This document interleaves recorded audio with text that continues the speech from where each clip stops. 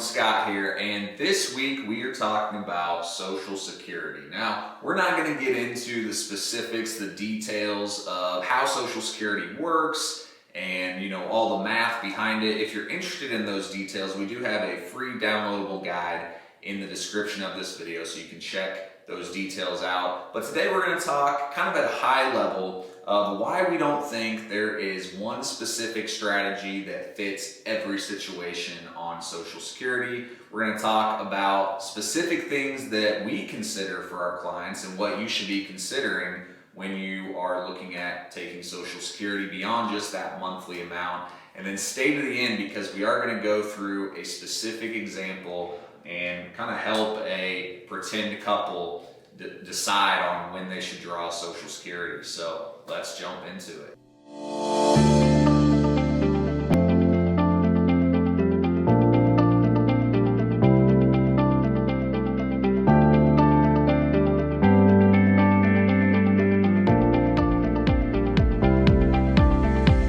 So if you've ever heard me talk about Social Security, you know that I am not a fan of making blanket statements like, oh, everybody should wait until age 70 to start because that's when it maxes out, or everybody should start as early as they can because Social Security may not be there. I'm not a big fan of those statements. I think that your Social Security decision needs to be based on your plan because everybody's situation is different. Everyone has different goals, needs, whatever it may be. So things that you need to consider beyond just that monthly amount are things like taxes, okay? Social Security is taxed in a unique way. If you don't have other income that hits certain thresholds, once again, not gonna go into those details, you can get that in the guide.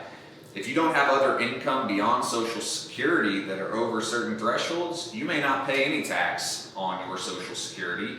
On the other hand, if you have a lot of other income, you'll pay tax on about 85% of the total amount of Social Security. So got to consider taxes in there. One rule of thumb I'll throw out to you, probably if you're still working and you make over $19,000 or $20,000 in earned income in a year, then you probably should not start Social Security early because they're going to claw back a certain percentage of your Social Security and then pay it back out to you over the course of your life. So that's usually not a good idea because then you're getting overtaxed. Other things to consider, especially if you are a married couple, are just the surviving spouse's remaining amount. So the surviving spouse gets to keep the higher amount, whether it's their Social Security or their spouse's. They get to keep the higher amount, and when you file does depend on how much you get to keep.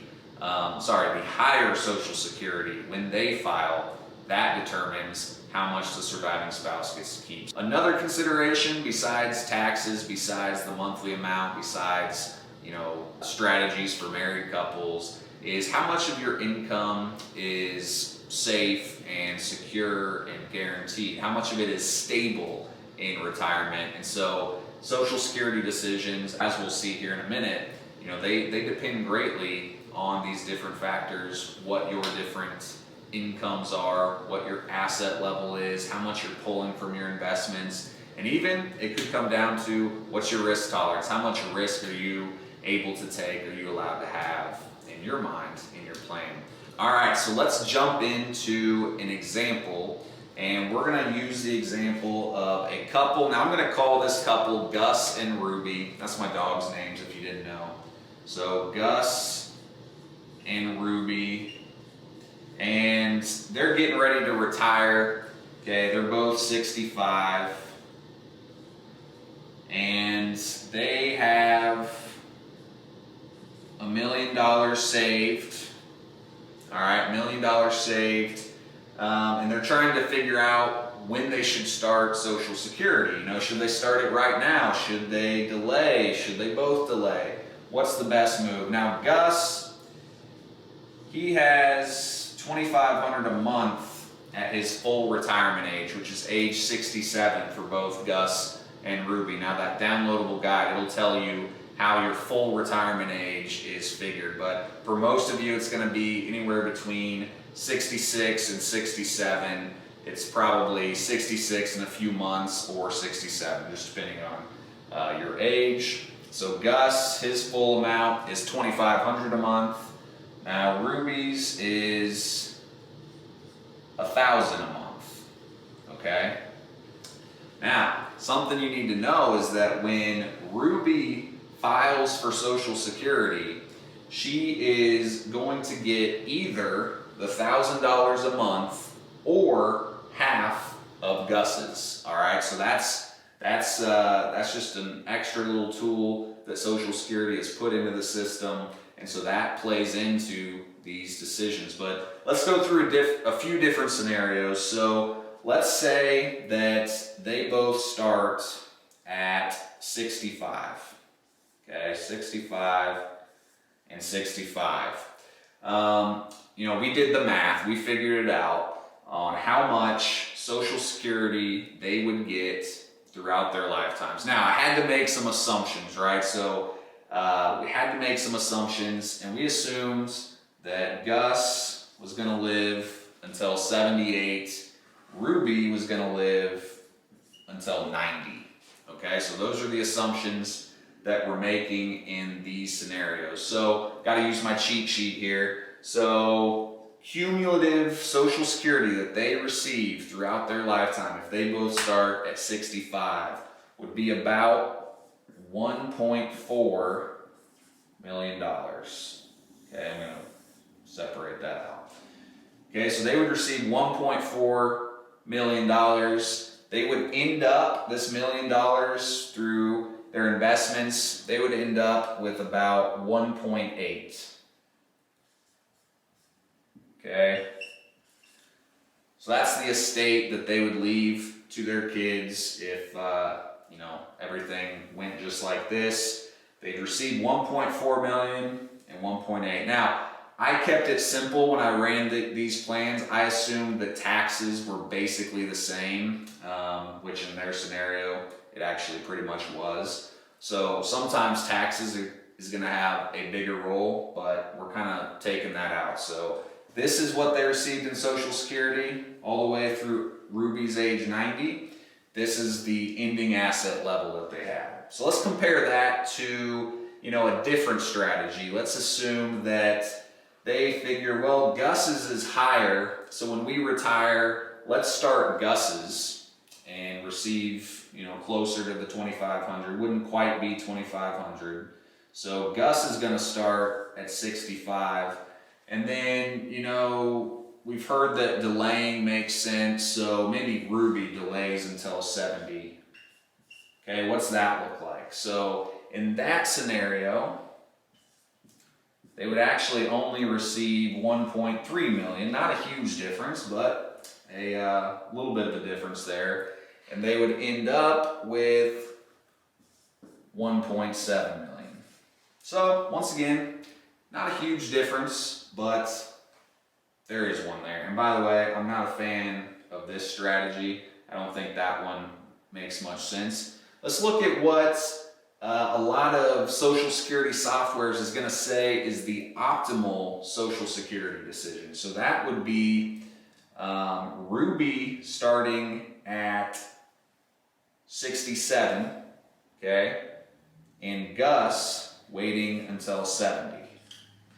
Okay, so Gus waits till 70 because his is going to grow to a higher amount so that when he passes away at age 78, Ruby gets 12 years of a much higher amount because he delayed until 70. Now in that scenario,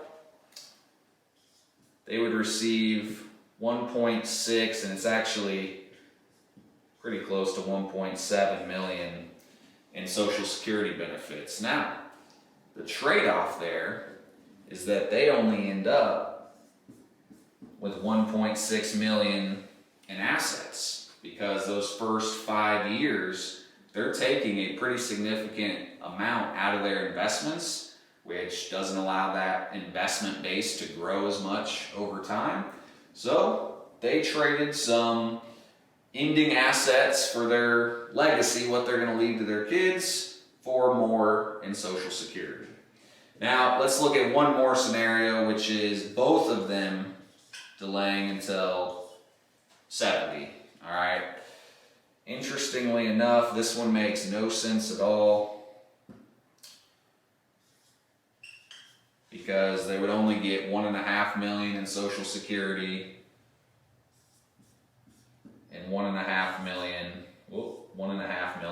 in ending assets. So this one right here makes no sense. Why does this one make no sense? Because Ruby doesn't get any benefit by waiting until 70 to file. She gives up too much by waiting those 3 years because she's filing based on Gus's age. So that one just makes no sense in this scenario. So if they were following that blanket advice that sometimes you see, I saw a headline the other day that said, here's why you should wait until 70 to file. And yeah, it makes sense for Gus in this scenario to wait till 70, but it made no sense whatsoever for Ruby to wait till 70. None at all. So probably for Gus and Ruby, all things equal, I'd be coming out of a planning meeting recommending this situation right here. So I hope that helps. And if you have questions, if you want to get an analysis like this done for you, give us a call, 844-CARLSON.